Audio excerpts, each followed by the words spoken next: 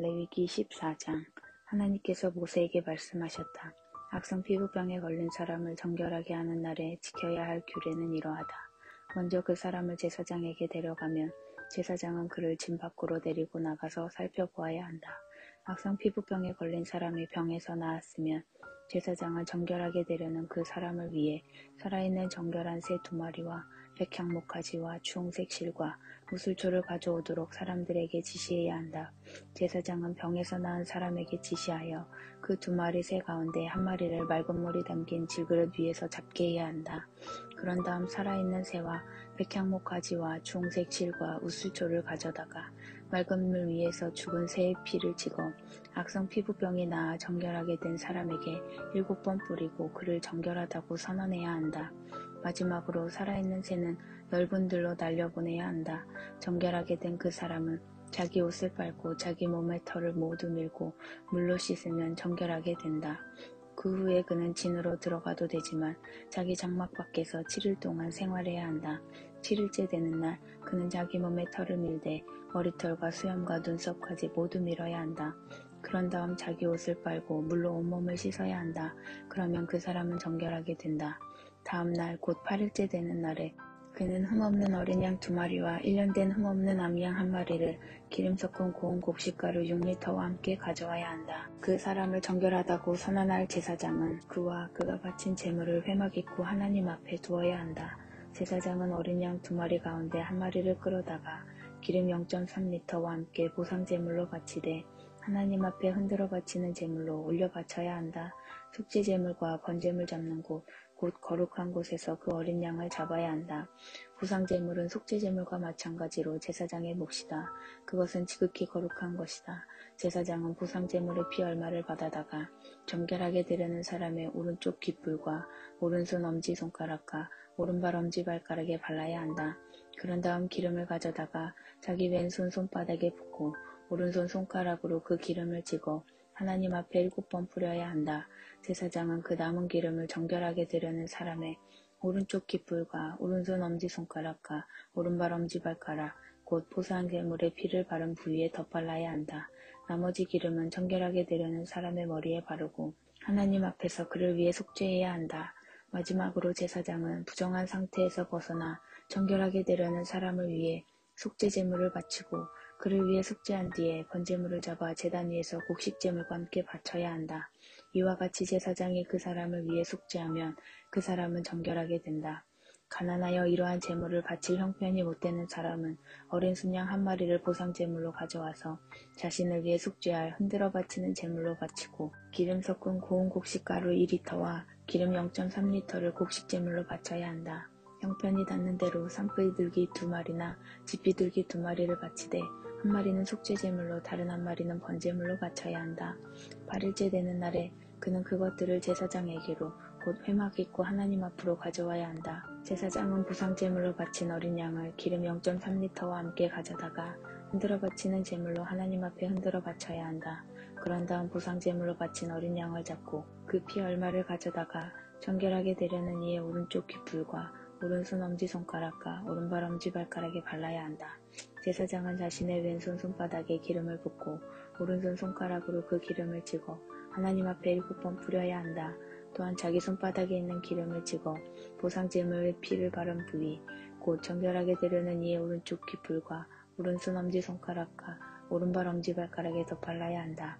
그리고 손바닥에 남아있는 기름을 가져다가 정결하게 되려는 사람의 머리에 바르고 하나님 앞에서 그를 위해 속죄해야 한다. 마지막으로 그 사람은 힘이 닿는 대로 마련한 산비둘기나 집비둘기를 하나는 속죄제물로 다른 하나는 번제물로 바치되 곡식제물과 함께 바쳐야 한다. 이런 절차에 따라 제사장은 하나님 앞에서 정결하게 되려는 사람을 위해 속죄해야 한다. 이것은 악성 피부병에 걸렸으나 자신을 정결하게 하기 위해 바치는 제물을 마련할 형편이 못되는 사람이 따라야 할 규례이다. 하나님께서 모세와 아론에게 말씀하셨다. 내가 너희에게 주어 소유하게 할 가나안 땅에 너희가 들어가서 너희 소유가 된 그 땅에 어느 한 집에 내가 내린 악성 곰팡이가 피거든 그 집의 주인은 제사장에게 가서 집에 곰팡이가 피었습니다 하고 알려야 한다. 제사장은 그 곰팡이를 살펴보러 가기 전에 그 집을 비우도록 지시해야 한다. 이는 그 집에 있는 물건이 하나라도 부정하다고 선언되는 일이 없게 하려는 것이다. 제사장은 그 집에 가서 살펴보아 그 집 벽에 핀 곰팡이가 푸르스름하거나 불구스름하게 돋아나 있고 벽면보다 더 깊이 스며들었으면 제사장은 그 집 문 밖으로 나와서 그 집을 7일 동안 폐쇄해야 한다. 7일째 되는 날에 다시 가서 살펴보아 곰팡이가 그 집 벽에 두루 퍼져 있으면 제사장은 곰팡이가 핀 돌들을 빼내어 성 밖의 쓰레기 더미에 버리도록 지시해야 한다. 반드시 그 집 내벽 전체를 긁어내고 긁어낸 벽토는 성 밖의 쓰레기 더미에 버려야 한다. 그러고 나서 돌들이 빠진 자리에 새로운 돌들을 끼우고 그 집 내벽에 벽토를 다시 발라야 한다. 돌들을 빼내고 집 내벽을 긁어내어 벽토를 다시 바른 뒤에도 곰팡이가 피면 제사장이 가서 살펴봐야 한다. 만일 곰팡이가 퍼졌으면 그것은 악성 곰팡이다. 그 집은 부정하니 그 집을 헐고 돌들과 목재와 벽토를 성 밖의 쓰레기 더미에 내다 버려야 한다. 그 집을 폐쇄한 기간에 그 집에 들어가는 사람은 누구든지 저녁 때까지 부정하고 그 집에서 잠을 자거나 음식을 먹은 사람은 누구든지 자기 옷을 빨아야 한다. 그러나 제사장이 가서 살펴보아 내벽의 벽토를 다시 바른 뒤에 그 집에 곰팡이가 퍼지지 않았으면 곰팡이가 제거된 것이다.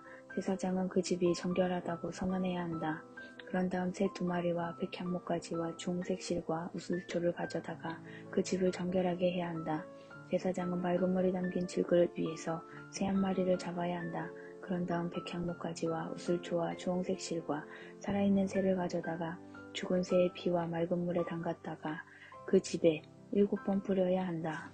이렇게 새의 피와 맑은 물과 살아있는 새와 백향목가지와 우슬초와 주홍색 실로 그 집을 정결하게 해야 한다.